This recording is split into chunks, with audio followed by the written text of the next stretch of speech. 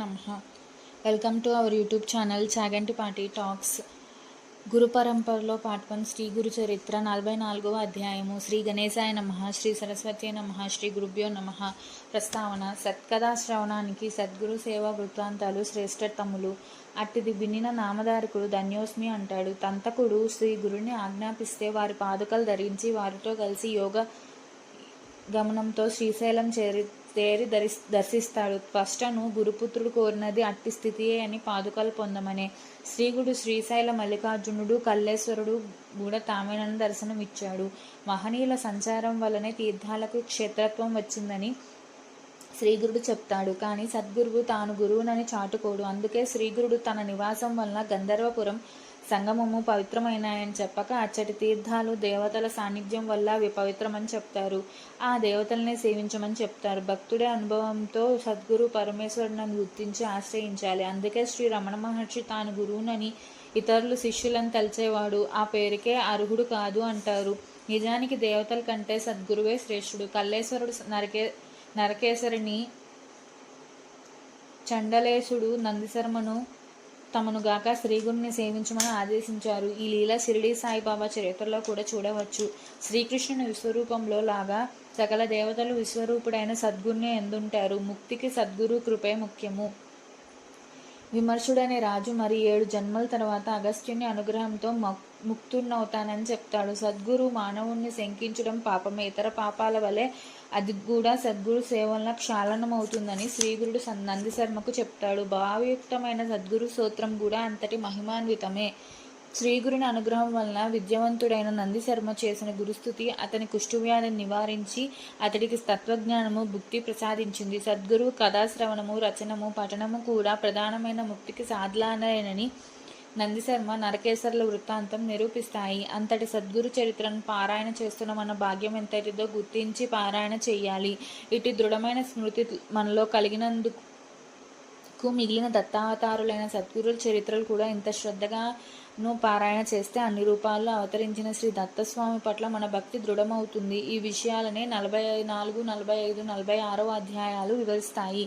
కథారంభము: నామధారకుడు నమస్కరించి, స్వామి మీ గురుని లీల ఇంకొకటి వివరించండి అని కోరితే సిద్ధయోగిలా చెప్పసాగారు. శ్రీగురుని సేవకుల్లో తంతకుడు అనే సాలెవాడు ఒకడు ఉండేవాడు. అతడు నిత్యము ఇంటి పనులు చూసుకొని మఠానికి వచ్చి ముంగిలి ఊచి నీళ్లు జల్లి ముగ్గులు పెట్టేవాడు. ఆ తర్వాత అతడు శ్రీగురునికి దూరం నుండే సాష్టాంగ నమస్కారం చేసుకుని వెళ్తుండేవాడు. ఒక సంవత్సరం శివరాత్రికని అతని బంధువులందరూ శ్రీశైలం వెళ్తూ అతనికి కూడా రమ్మన్నారు. అతడు ఓరి వెర్రివాళ్ళలారా, శ్రీశైలం ఎక్కడుందనుకొని కాలిడ్చుకుంటూ అంత దూరం పోవటం ఎందుకు? శ్రీగురుని మఠానికి మించిన శ్రీశైలం వేరే ఎక్కడైనా ఉన్నదా? శ్రీగురుడు కాకుండా వేరొక మల్లికార్జునుడు ఉన్నాడా ఏమి? నేను ఆయన మఠాన్ని విడిచి వేరెక్కడికి రాను అన్నాడు. అతన్ని ఏమీ తెలియని మూర్ఖుడని పరిహసించి వాళ్ళందరూ యాత్రకు వెళ్ళిపోయారు. అతడు వాళ్ళందరినీ సాగనంపి గురుసేవ చేయడానికి మఠానికి చేరుకున్నాడు. స్వామి అతన్ని పలకరించి, నాయన, మీ వాళ్ళందరూ శ్రీశైలం యాత్రకు పోతుంటే నీ ఒక్కడిపై వెళ్లకుండా ఉండిపోయావేమి అని అడిగారు. తంతకుడు చేతులు కట్టుకొని, మహాత్మా, మా వాళ్ళందరూ మూర్ఖత్వం వలన ఆ క్షేత్రంలో ఉన్న ఒక రాయిని చూడటానికి వెళ్ళారు. కానీ మీ పాదాలలోని క్షేత్రము ఏమున్నది అని చెప్పి నమస్కరించి తన నిత్యసేవకు ఉపక్రమించాడు. తర్వాత శివరాత్రి వచ్చింది. తంతకుడు ఆనాడు ఉపవాసం ఉండదలిచి మధ్యాహ్నం సంగమానికి వెళ్ళి స్నానం చేశాడు. తర్వాత అక్కడ అనుష్ఠానానికి వచ్చి ఉన్న శ్రీగురునికి నమస్కరించి ఒక పక్కగా ఆయన వద్ద కూర్చున్నాడు. కొద్దిసేపటికి స్వామి అతనిపై దయగలిగి, ఏమిరా, మీ ఇంట్లో అందరూ మల్లికార్జున స్వామి దర్శనానికి శ్రీశైలం వెళ్ళడం వలన ఇంట్లో పాపం నీ ఒక్కడే ఉన్నావు కాబోలు. నీ విధి వరకు ఎప్పుడైనా శ్రీశైలం దర్శించావా లేదా అన్నారు. తంతకుడు, స్వామి, ఏలిన వారి పాదాలు తప్ప నేను ఇంకేమీ ఎరుగను. తీర్థయాత్రలన్నీ నాకు మీ పాదసేవలోనే ఉన్నాయి అని దృఢమైన విశ్వాసంతో బదులు చెప్పాడు. ఈ రోజు అక్కడ బ్రహ్మాండమైన ఉత్సవం జరుగుతున్నది. నీవెప్పుడు చూడలేదు కదా, నీవు కూడా వెళ్తే బాగుండేది అన్నారు శ్రీగురుడు. అతడు, స్వామి, నాకు దాని మీద అంత ప్రీతి లేదు. అయినా మీరు అంతగా చెప్తున్నారు కనుక ఎప్పుడైనా మీరు చూపిస్తే చూడాలని ఉన్నది అన్నాడు. శ్రీగురుని అతని మనోనిశ్చయానికి అబ్బురపడి అతన్ని ప్రేమగా దగ్గరికి పిలిచి, నీవే మా నిజమైన భక్తుడు కనుక నీకు ఇప్పుడే శ్రీశైల దర్శనం లభిస్తుంది. నీవు ఈ మా పాదుకలను గట్టిగా పట్టుకొని కళ్ళు మూసుకొని ఆదేశించారు. అతడు చిత్తమని అలానే చేశాడు. అప్పుడు శ్రీగురుడు అతన్ని క్షణకాలంలోనే శ్రీశైలంలోని పాతాళగంగ ఒడ్డుకు చేర్చి అతన్ని కళ్ళు తెరవమని చెప్పారు. అతడికి ఆ క్షణకాలం నిద్ర తూగినట్లయింది. అతడి కళ్ళు తెరిచి చుట్టూ చూసి మొదట భయపడ్డాడు. శ్రీగురుడు నవ్వుతూ, భయపడతావు ఎందుకు? ఇదే శ్రీశైలం. నీవు వెంటనే క్షౌరము స్నానము చేసుకొని మల్లికార్జున స్వామిని దర్శించుకొని రా పో అని హెచ్చరించారు. తంతకుడు శ్రీగురుని నమస్కరించి ఆయన చెప్పినవన్నీ పూర్తి చేసుకుని మల్లికార్జున దర్శనానికి వెళ్తుండగా దారిలో ఒక చోట తన బంధువులు ఎదురయ్యారు. వాళ్ళు అతను చూసి ఆశ్చర్యపడి, ఏమయ్యా, నీకు ఆ స్వామి సేవ తప్ప మరే యాత్రలు లక్కర్లేదన్నవాడు మళ్ళీ మా వెనకనే ఈ క్షేత్రానికి వచ్చావేమి అని ఎగతాళి చేశారు. వారితో తంతకుడు, నేను నిజం చెప్తున్నాను, ఇంత కొద్ది ముందే సంగమంలో స్నానం చేశాను, కానీ శ్రీగురుడు ఇంతలోనే నన్ను ఇక్కడికి తీసుకుని వచ్చారు, అంతేకాని నాకేం తెలియదు అన్నాడు. కానీ అతని మాటలు ఎవరు నమ్మలేదు. వీడు మనకు కనిపించకుండా మన వెనకనే వచ్చి ఉండాలి అనుకున్నారు. తంతకుడు అదేం పట్టించుకోకుండా గంధము, పువ్వులు, అక్షింతలు, బిల్వదళాలు తీసుకుని లింగార్చనకు వెళ్ళాడు. కానీ అక్కడ అతనికి మల్లికార్జున లింగానికి బదులు ఆ స్థానంలో శ్రీగురుడే దర్శనమిచ్చారు.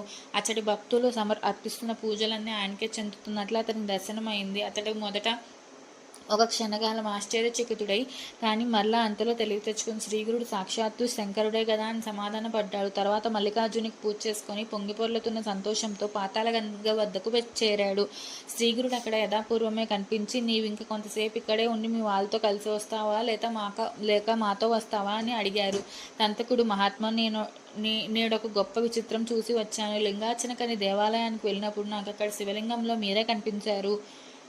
అందరు చేసే పూజలన్నీ అందుకున్నట్లు దర్శనమైంది. తల కింద కొండను ఉంచుకొని గులకరాల కోసం చుట్టూ గాలించే వాళ్ళ దగ్గరనున్న మిమ్మల్ని విడిచి వీళ్ళంతా ఇంత దూరం ఎందుకు వస్తున్నారో నాకు తెలియటం లేదు. మీరు మానవాకృతిలో అవతరించిన పరమేశ్వరులు అయినప్పటికీ నివురుగప్పిన నిప్పులా మీ మహిమ అందరికీ గోచరించటం లేదు. అది తెలిసాక మిమ్మల్ని విడిచి నేనిక చేసేది ఏమున్నది? మీ పాదాల వద్ద పడి ఉన్న నన్ను ఇక్కడికి ఎందుకు తీసుకొచ్చారో నాకు అర్థం కావటం లేదు అన్నాడు. స్వామి, నాయన,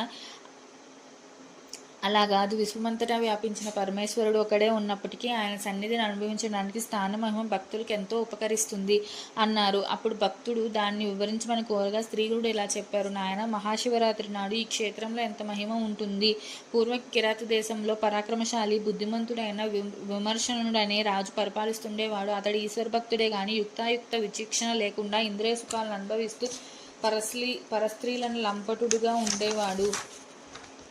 కానీ మరొక వంక నిత్యం శ్రద్ధగా లింగార్చన చేసి నృత్య గీతాలతో విధిగా శివుణ్ణి సేవించేవాడు. అతని భార్య కుముద్వతి మహాగుణవంతురాలు. ఆమె ఒక రోజున అతనితో, ప్రాణనాథ, మీకు కోపం రాదంటే ఒక మాట అడుగుతానని చెప్పండి. ఆహార విహారాదుల్లో ఎట్టి నియమం పాటించని మీకు ఇంత నిశ్చలమైన ఈశ్వర భక్తి ఎలా సాధ్యమైందని అడిగింది. రాజు నవ్వి ఇలా చెప్పాడు. ప్రేయసి, నా పూర్వజన్మ వృత్తాంతం చెప్తే కానీ నీకు ఈ సందేహం తీరదు.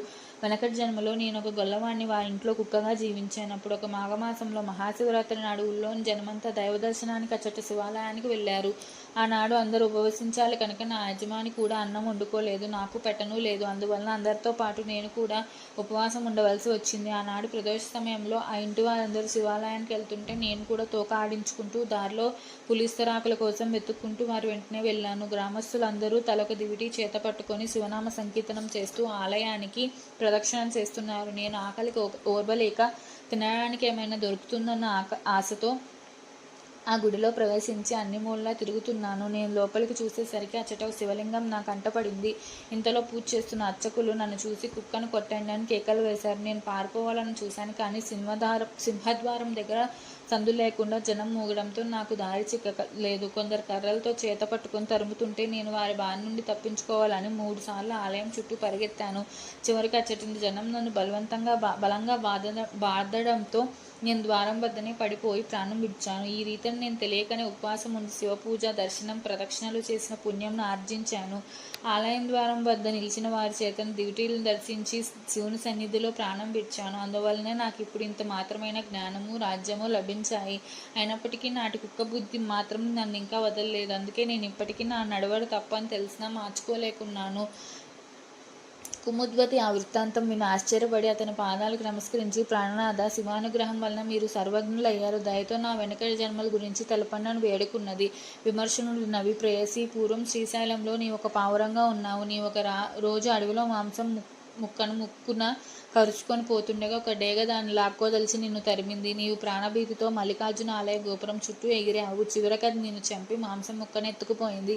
ఆనాడు నీవు ఆలయానికి ప్రదక్షిణ చేసి ఆ క్షేత్రంలో మరణించడం వల్ల నీవు ఈనాడు రాణిగా జన్మించావు అని చెప్పాడు. నాటి నుండి ఆమె మరింత భక్తితో శివుణ్ణి పూజించగలనని చెప్పి, నాదా ముందు జన్మల్లో మనకేం జరుగుచున్నదో తెలియజేయండి అని కోరింది. అప్పుడు రాజు ఇలా చెప్పాడు: సఖీ, నేను సింధు దేశంలో రాజకుమారుడిగా జన్మిస్తాను. నీవు సంజయ దేశ రాకుమార్తెగాను జన్మించి నా భార్య అవుతావు.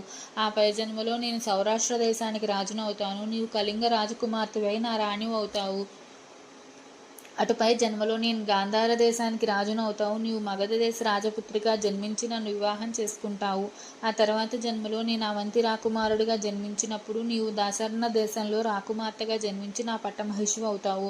అటు తర్వాత జన్మలో నేను అనంతుడనే రాజుగా జన్మిస్తాను. నువ్వు యయాతి వంశంలో జన్మించి నా రాణి అవుతావు.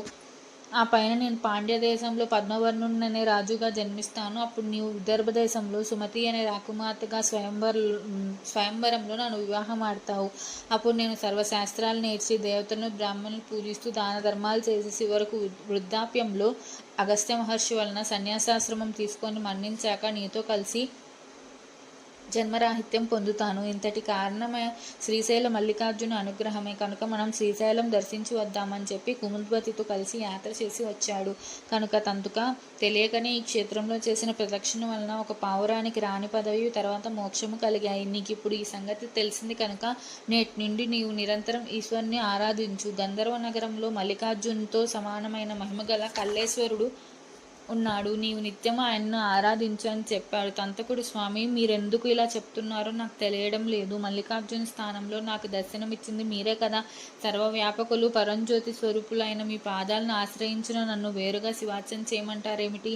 మీరు కాక వేరొక దైవం ఉన్నాడా ఏమి అని గురుపాదాలకు నమస్కరించాడు. శ్రీగురుడు అతనితో పాదుకలు విడవకుండా పట్టుకోమని చెప్పి రెప్పపాట్లో గంధర్వపురం వద్ద సంగమానికి అతను తమతో కూడా చేర్చారు. వీరిద్దరూ శ్రీశైలంలో ఉన్న సమయంలో పురవాసులందరూ శ్రీ నృసింహ సరస్వతి స్వామి దర్శనం కోసం మఠానికి సంగమానికి వచ్చి పవిత్రమైన మహాశివరాత్రి నాడు వారి దర్శనం ఎక్కడా లభించక నిరాశతో తిరిగిపోయారు. తర్వాత ఆ సంగతి వినగానే శ్రీగురుడు వారందరినీ పిలుచుకురమ్మని తంతకుని గ్రామానికి పంపారు. అందరూ అతను చూసి ఆశ్చర్యంతో, నీవు మహాశివరాత్రి నాడు తలగొరిగించుకున్నావేమి అని ఎగతాళి చేశారు. అతడు జరిగిందంతా పూసగుచ్చినట్లు చెప్పి అందుకు తార్కాణంగా శ్రీశైలం నుండి తాను తెచ్చిన ప్రసాదము, పువ్వులు చూపించాడు. వాళ్ళది నమ్మలేక, ఈరోజు మధ్యాహ్నం కూడా నిన్ను మీ ఇంటి దగ్గర చూసాము. నువ్వు చెప్పేది నిజం కాదు. ఈ పువ్వులు ఇంకెక్కడి నుంచో తెచ్చావులే పో అన్నారు. అప్పుడు అతను తాను రెప్పపాట్లో శ్రీగురుడు శ్రీశైలం తీసుకువెళ్ళి వచ్చిన సంగతి చెప్పి, ఇప్పుడు స్వామి సంగమ తీర్థంలో ఉన్నారు, మిమ్మల్ని పిలుచుకొని రమ్మన్నారు, కావాలంటే వారిని అడగండి అని చెప్పాడు. శ్రీగురుని మహత్యం ఎరిగిన ఆ భక్తులు నమ్మారు. వెంటనే అందరూ శ్రీగురుని దర్శించి ఆ రూపంలో తమ కూడా మల్లికార్జునే దర్శనమిచ్చారని స్తుతించారు.